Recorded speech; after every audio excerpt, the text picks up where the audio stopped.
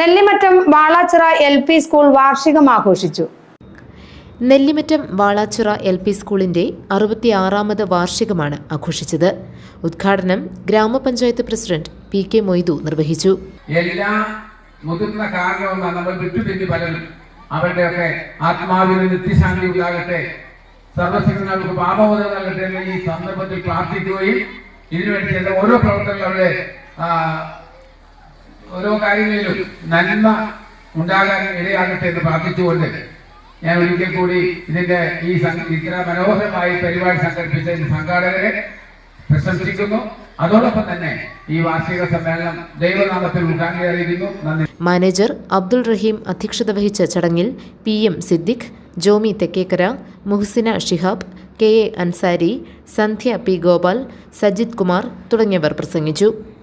ഗ്രാമപഞ്ചായത്ത് അംഗം നീനു മൈദീൻ സ്വാഗതവും CP മുജീബ് റഹ്മാൻ കൃതജ്ഞതയും പറഞ്ഞു. കലാപരിപാടികളും ഉണ്ടായിരുന്നു.